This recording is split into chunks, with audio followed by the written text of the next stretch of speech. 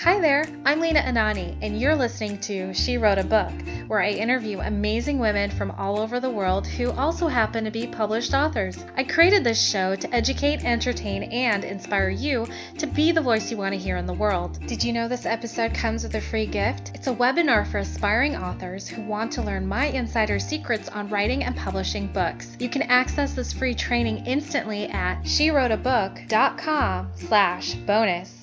Now let's get started. You are listening to episode number 34 of She Wrote a Book, and today I'm interviewing Michal Lemberger, author of the book After Abel and Other Stories. Vividly reimagined with startling contemporary clarity, After Abel and Other Stories gives voice to silent, often marginalized biblical women, their ambitions, love for their children, values, tremendous struggles, and challenges. Long interested in telling women's stories, Michal Lemberger is a writer, poet, and scholar of the Hebrew Bible. She teaches and lives in Los Angeles with her husband and 2 daughters. Again, her book is called After Abel and Other Stories. You can find the link to purchase her book in our show notes for this episode at SheWroteABook.com/34.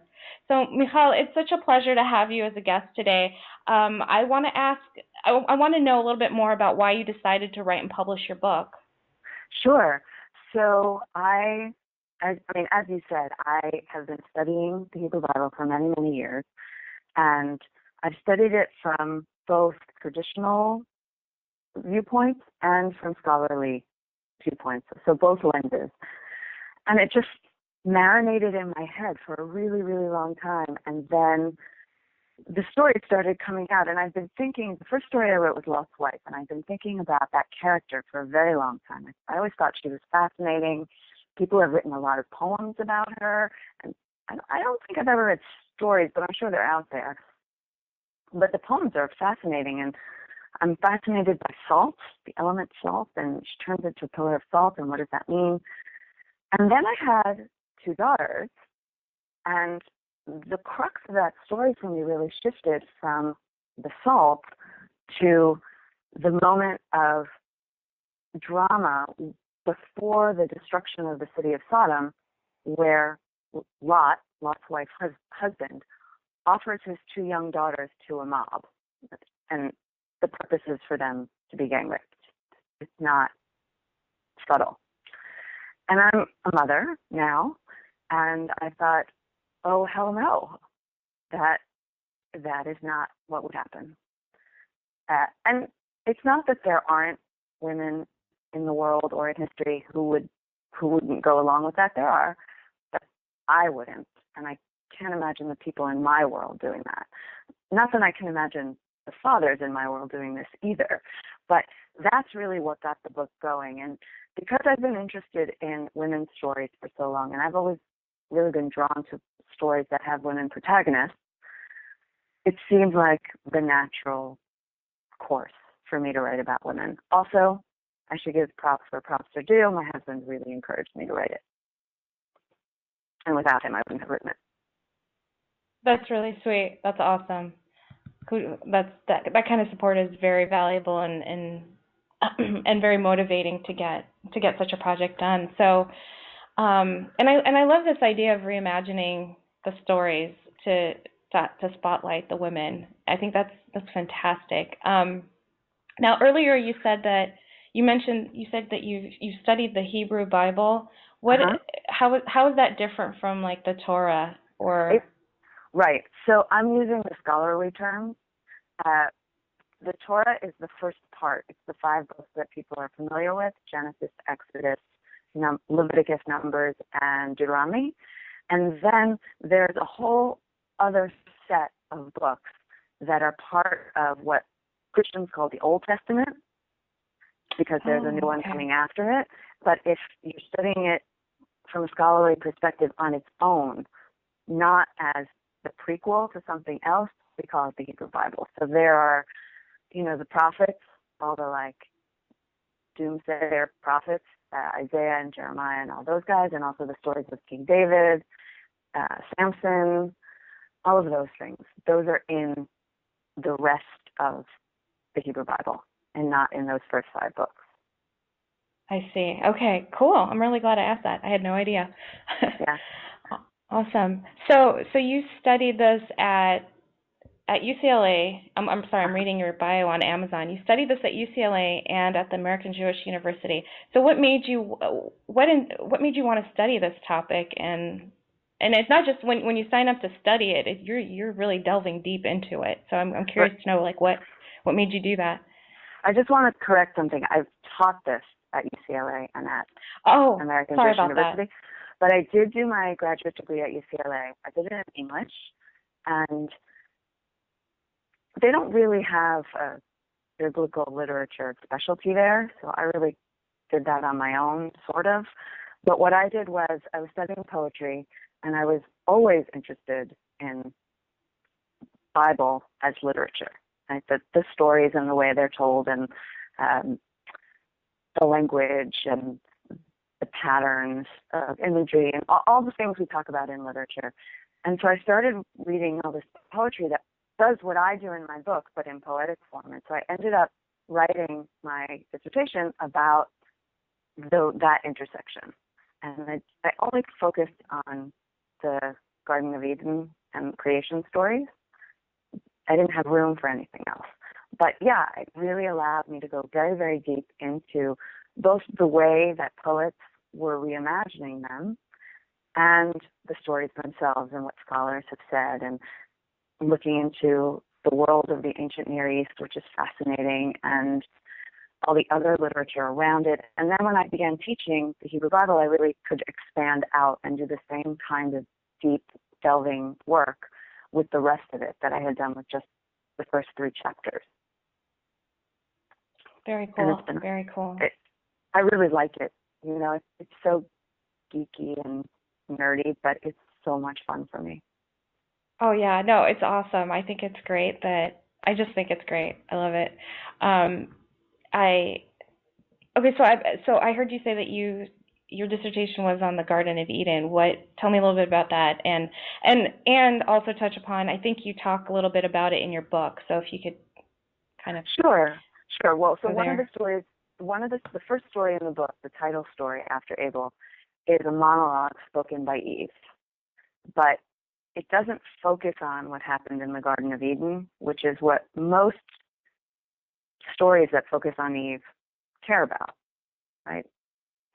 She took the fruit, she ate the fruit, whether that, for Christians, that's a moment of great sin. It's not original sin, but it's a moment of great sin, and it leads to uh, the, the staining of the rest of humanity. Judaism doesn't hold that, right? It's a moment of sin or disobedience, and then Adam and Eve are kicked out of the garden, and then the rest of the story starts. But my story is set after Cain kills Abel.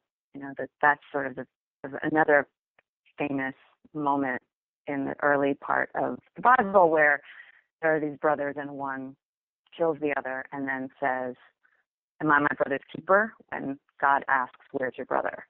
So he doesn't really take responsibility in a robust manner for the first fratricide, the first murder.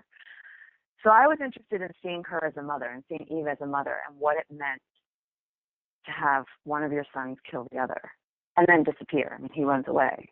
So that was a very potent moment for me that I thought wasn't being explored in other places. But I do talk about what happened in the garden because it's such an important part of her story. And so when I was working on my dissertation, I didn't actually only do the garden. I also did, the 7 days of creation stuff.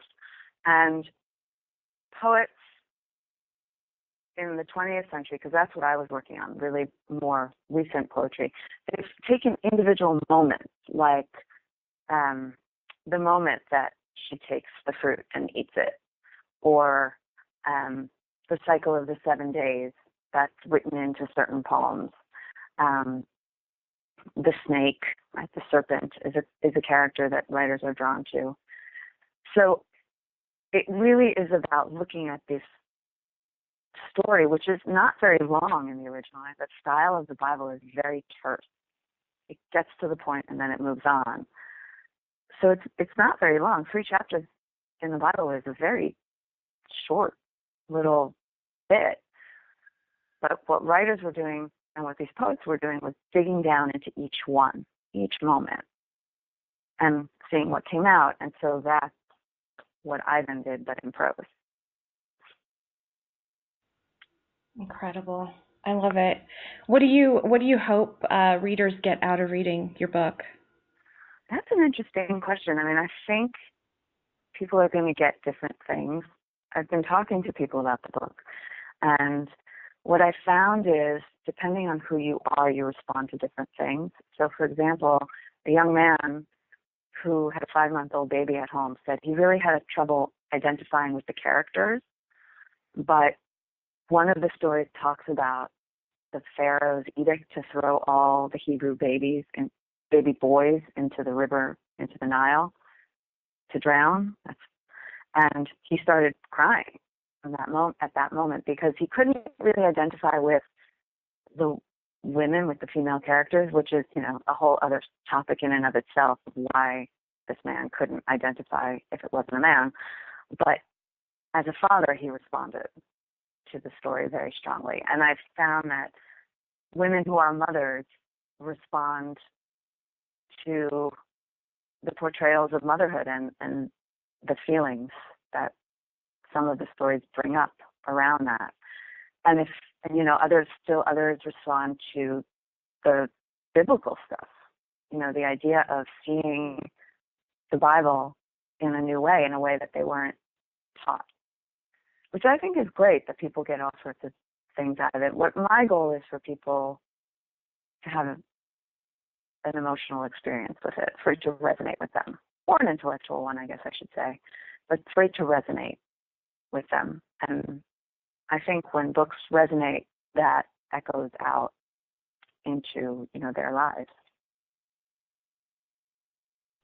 Absolutely, absolutely. I love this stuff, just so you know. I love learning about religions, and I love learning about different takes on the stories that are in the books, and I think this is such a great idea. It's very inspiring. I love it. Thank you. Yeah. So, what do you love most about being an author? Well, I love having written a book. I know that sounds crazy, but I had wanted to write a book for years and years and years, and I didn't find my topic, I guess, and finally I did.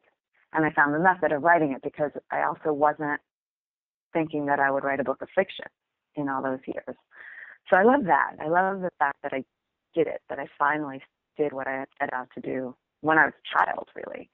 I like hearing what people think. I like getting the responses from people. That is always fun. I haven't had the experience of somebody coming into my face and telling me how much they hate the book, but I do ask people to tell me, what they liked and what they didn't like, because I like to hear that. Most people don't have just uniform experiences to things. There are ups and downs, and so I want to know, what was the up and what was the down.